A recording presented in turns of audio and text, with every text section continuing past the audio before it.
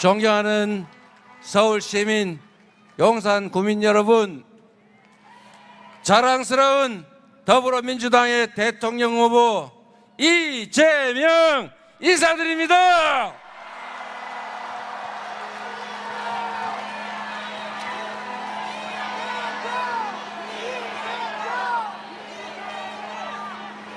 여기가 그 용이 산다는 산 용산 맞습니까? 그 용이 어제 잘 있나요? 뭐라고요? 여러분, 먹고 살기 어렵지 않습니까? 세상이 불안하지요?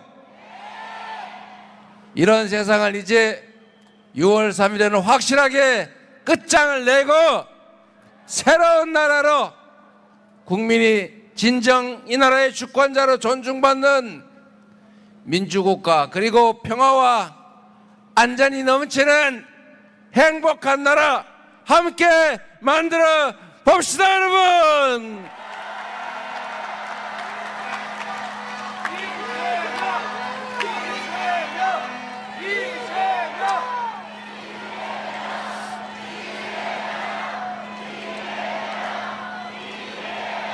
제가 전국을 대충 이렇게 한번 돌아보고 오는 길인데, 어딜 가나 들리는 얘기는 먹고 살기 어렵다는 얘기입니다.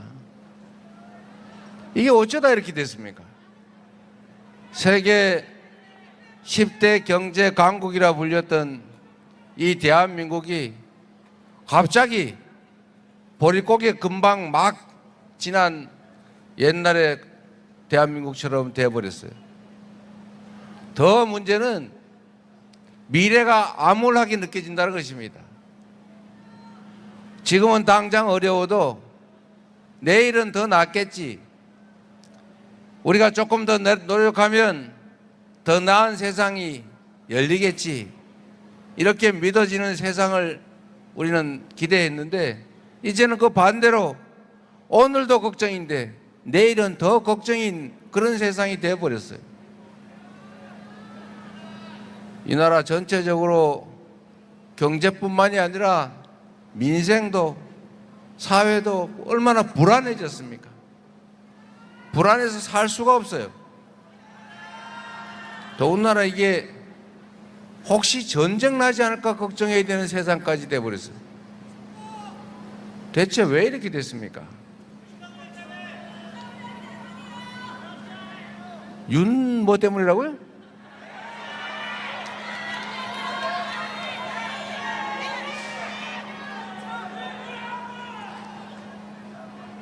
이 지난 3년 윤석열 정권 동안에 대한민국의 안보 상황도 너무 나빠지지 않습니까? 이 한반도는 세계 유일의 분단 국가라고 불릴 정도인데, 세계에서 군사 밀도가 가장 높은 나라라고 하잖아요. 그런 나라다 보니 평화가 곧 돈인 나라입니다. 혹시 전쟁하지 않을까? 미래가 불안하면 경제가 살 수 없어요. 외국인 투자를 유치를 하려고 해도 혹시 저 나라가 나중에 뭔 일이 생기면 어떻게 될까? 이런 걱정이 되니 투자도 망설일 수밖에 없지 않습니까? 그게 현실이죠. 그런데 여러분, 저는 계엄하겠구나 이 사람들이 라고 생각한 여러 가지 추론의 근거가 있었는데, 그 중에 하나가 북한이 휴전선에다가 다리를 끊고 도로를 끊고 심지어 개활지, 이 차가 지나가거나 뭘 할 수 있는데 전부 장벽을 쌓더라는 거예요. 6.25 이후에 없던 일을 북한이 하고 있었던 겁니다. 대체 북한이 왜 장벽을 쌓을까? 휴전선에 돈 들여서 먹고 살기도 거기도 팍팍할 텐데, 남쪽에서 탱크로 밀고 올라갈까 봐 무서워서 탱크 장벽을 쌓은 거 아니겠어요? 북한이 이렇게 느낄 정도였으니 다른 나라는 오죽했겠냐고요. 제가 그걸 보고 아, 이 사람들이 뭔가 사고를 쳐도 크게 치겠구나. 계엄을 해야 되는데 명분이 없으니까 북한에 자극을 해가지고 북한하고 한판 군사적 충돌을 일으킨 다음에 그 핑계로 군사 쿠데타를 하려고 하는구나. 비상계엄을 하려고 그러는구나. 이렇게 제가 확신하게 됐죠. 제가 보기에는 아주 오랫동안 북한을 자극을 했는데 북한이 눈치를 채고 그냥 잘 견딘 것 같아요. 그러다 보니 결국은 백주 대낮에 아무 일도 없는데 뜬금없이 비상계엄을 선포해가지고 국회에다 군대를 보내고 이재명부터 박찬대, 정청래 막 다 잡아가지고 배에다 실어가지고 연평도 가는 배 안에서 폭발을 시켜서 바다에 빠뜨려 죽이겠다, 이런 계획을 했던 거 아닙니까? 이런 이 상상할 수 없는 일을 저지르는 이 정권 아래서 지난 3년 동안 나라의 안보도 망가지고 경제도 망가지고 국격도 훼손되고 이 나라 민주주의도 완전히 무너지고 말았지 않습니까? 이 사람들의 생각을 보십시오. 어제가 5.18 아닙니까? 우리 대한민국의 이 역사 속에 아직도 그 현장의 피해자들이 시퍼렇게 살아있는 그 군사 반란의 현장, 국가폭력으로 수백 명이 죽어가고 아직도 그 고통, 그 트라우마 속에 사는 사람들이 멀쩡한데, 그런데 내란, 또 다른 군사계엄 때문에 지금 선거를 치르는데 그 선거에 출마했다는 후보가 세상에 광주 민주화운동을 진압하고 광주 시민들 학살했던 정호용 특전사령관, 군사반란으로 유죄 판결을 받았던 그 정호용이라는 사람을 선대위로 영입을 했다지 않습니까? 얘 지금 제정신입니까? 왜 지금 선거를 치르고 있는지, 그에 대해서 어떤 책임을 져야 되는지 아무 생각이 없는 거예요. 이런 사람들이 이 나라 살림을, 이 나라 운명을, 5,200명 사람들의 삶을 책임지고 있었던 것입니다. 이제는 확실하게 청산하고 제대로 된 일꾼 뽑아서 국민을 위한 나라 만들어야 되지 않겠습니까?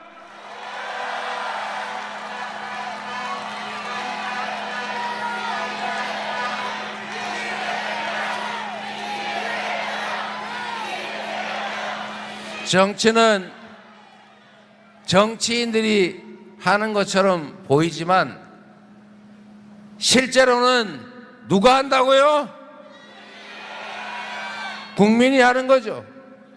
6월 3일에 새로운 나라를 만들 사람이 누굽니까, 여러분?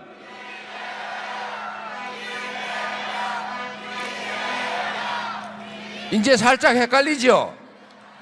분명히 저 이재명, 저 사람이 이재명 그러면 아니야 이럴 것 같은데, 그래도 이재명 해 주십시오.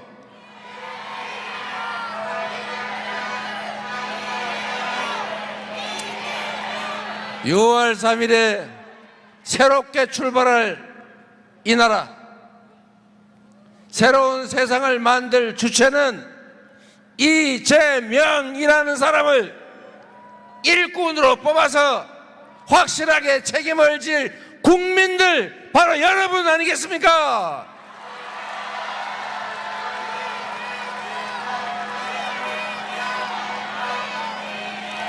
그래서 대한민국은 민주공화국이고 모든 권력은 국민으로부터 나오는 것이고, 그래서 모든 권력과 국가 역량은 오로지 국민만을 위해서 쓰여져야 한다. 국민에게 선출된 권력이든 그로부터 위임받은 임명 권력이든 오로지 모든 행동의 준거는 국민이고, 권력 행사의 최종 목표도 국민이고, 권력의 존재 이유도 바로 국민 그 자체다. 맞습니까, 여러분? 여러분이 이번에 확실하게 보여주십시오. 이 나라의 당당한 주인이 바로 우리 자신이라는 것을. 당신들이 이 나라의 지배자가 아니라, 당신들은 이 나라의 왕이 아니라, 당신들은 우리가 고용한 일꾼, 대리인의 도구에 불과하다는 것을 확실하게 보여줍시다, 여러분.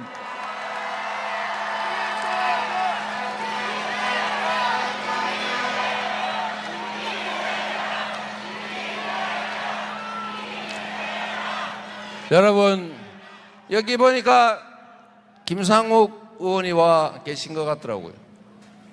우리 대한민국 국민들은 참으로 위대한 국민들입니다.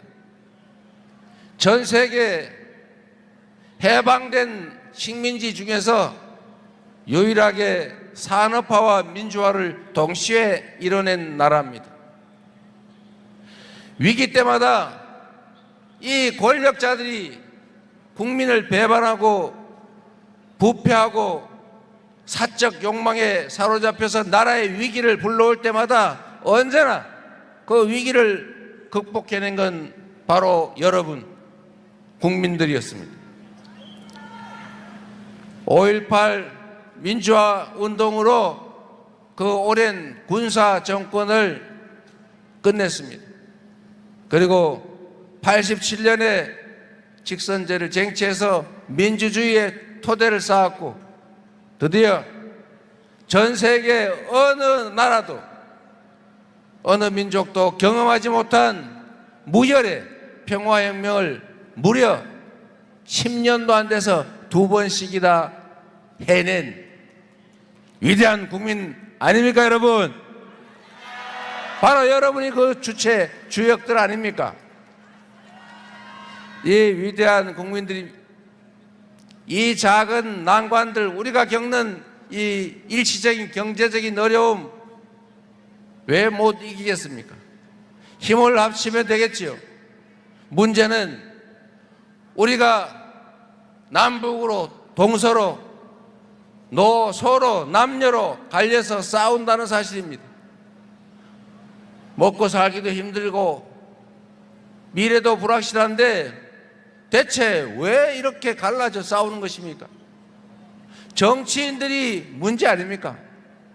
정치인들은 국민을 대리하는 일꾼들인데 그 모습들이 빨간색, 파란색, A 지역 출신, B 지역 출신 나눠 싸우더라도 우리 주인들끼리 편 나눠서 싸울 필요 없지 않습니까, 여러분? 정치인들이 싸우면 그 정치인들한테 붙어서 우리까지 편 나눠 싸울 게 아니고 그 정치인들이 왜 싸우나를 잘 봐서 나쁜 의도를 가진 주인을 배반하는, 주인을 거역하는 잘못된 일꾼들을 골라내서 심판해 줘야 되지 않겠습니까?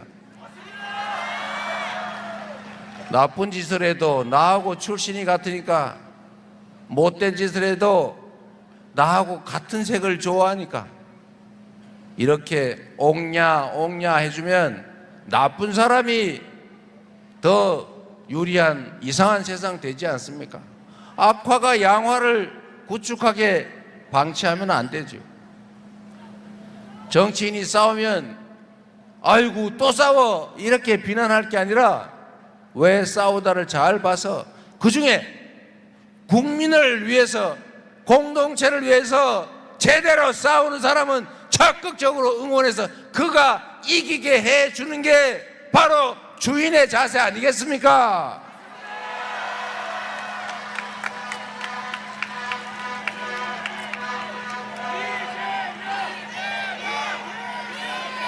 작은 차이들을 극복합시다.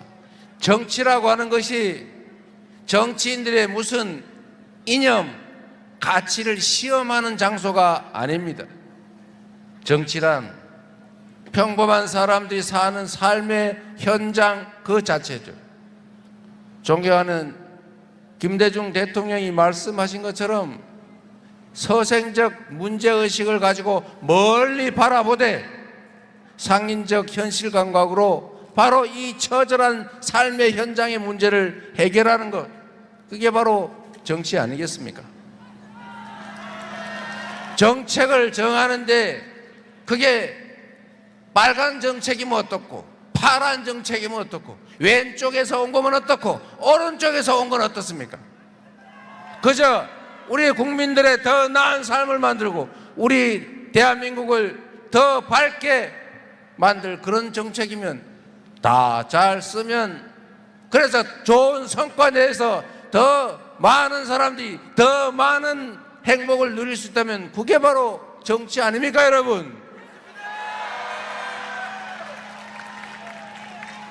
화해하고 포용하고 통합한다고 하는 것이 그냥 듣기 좋으라고 하는 소리가 아니라 대통령이라고 하는 국가 경영을 맡는 정치 집단의 가장 큰 덕목입니다.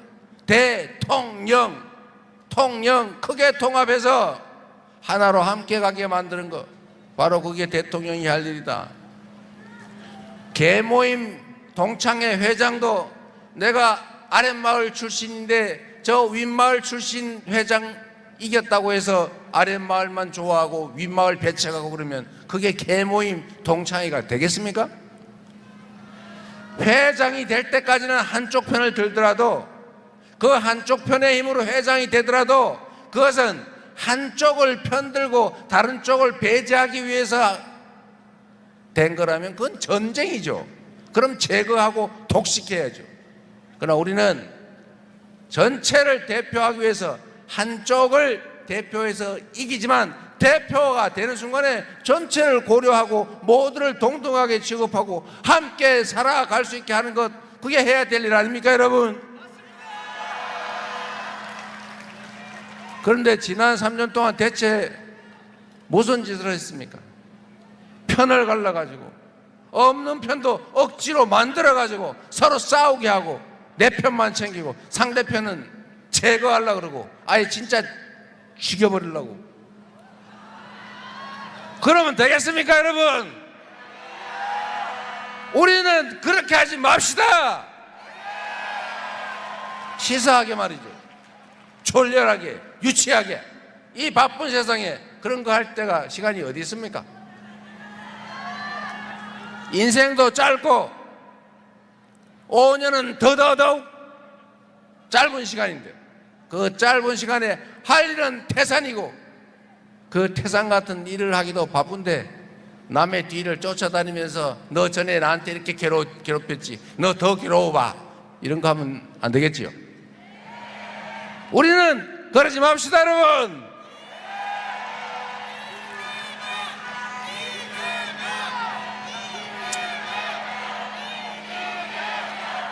그래서 그런지 많은 사람들이 함께 해주고 있습니다. 아까 김상욱 의원 여기 와 있는 것 같은데 저기 가짜 보수 정당에서 고생하다가 이제 제대로 된 당으로 왔는데 혼자 얼마나 머쓱하고 쑥스럽겠어요. 박수 한번 주세요. 환영의 박수. 김상욱, 김상욱, 김상욱.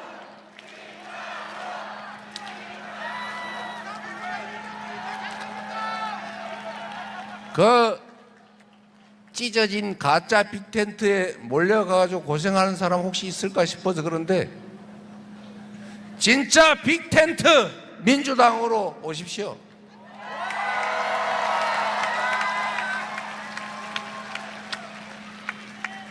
우리 모두 더 나은 세상을 국민이 주인으로 존중받는 진짜 민주공화국, 진짜 대한민국을 향해서 함께 손잡고 나아갑시다. 여러분, 지금 대한민국은 할 일이 태산이다. 경제도, 안보도, 평화도, 민주주의도.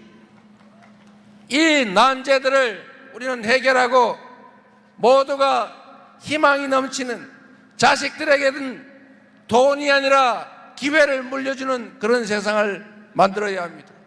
그런 세상을 만들 6월 3일을 새로운 희망의 출발점으로 만들어야 합니다. 그렇기 때문에, 그래서 지금은 이재명입니다. 감사합니다.